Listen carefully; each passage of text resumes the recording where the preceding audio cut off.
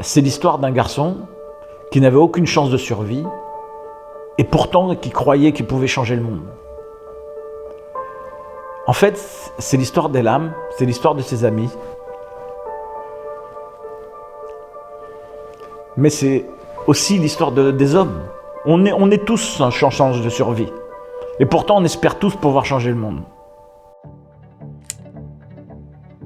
Protocole Champs-Élysées. Protocole Champs-Élysées. Protocole Champs-Élysées est une ode à la vie. Il s'agit de 5 adolescents malades du cancer, traités dans le même centre de soins, qui vont se lier pour former une bande indestructible. Comme tous les jeunes de leur âge, ils vont vouloir continuer à se marrer, à vivre, à rire, à rêver. Avec leur fureur de vivre, ils élaborent un plan, aider la plus jeune à réaliser son rêve. Partir à Paris, danser à l'Opéra de Paris. Quand il avait 17 ans, mon fils Elam était un footballeur en devenir. Il jouait dans une équipe de première division de foot israélienne. Tout était parfait dans sa vie, jusqu'au jour où il s'est découvert une petite boule de graisse à l'aine entre ses jambes. Je me rappelle très bien de notre première rencontre chez son premier oncologue. Il était face à lui et le docteur lui a raconté, lui a dit ce qu'il avait.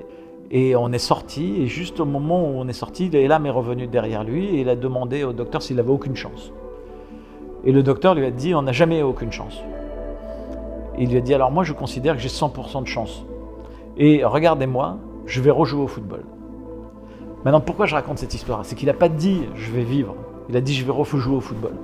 Parce que ce qui était important pour lui, c'était de garder ses rêves, de garder les choses pour lesquelles il était en vie. Je lui ai dit « tu sais quoi? Viens, on fait un projet. » Je ne sais pas exactement lequel. Lui, il m'a dit « tu sais quoi? Puisque c'est ton métier, viens, on écrit un scénario. » Et je lui ai dit sur quoi? Il m'a dit sur la maladie. Et ça a été un film sur une manière de voir le monde. Il n'y a aucun moment de pathos, il n'y a aucun moment de tristesse fabriquée, il n'y a aucun moment de misérabilisme. Ces jeunes qui n'ont aucun espoir, nous apprennent à voir la vie comme elle doit être, à voir la vie avec de l'optimisme, à voir la vie avec de l'amour, à comprendre que si on donne de l'amour, c'est la chose la plus importante qui existe. Je tiens absolument à faire partie de l'aventure et à vous témoigner mon attachement à la réalisation de ce film.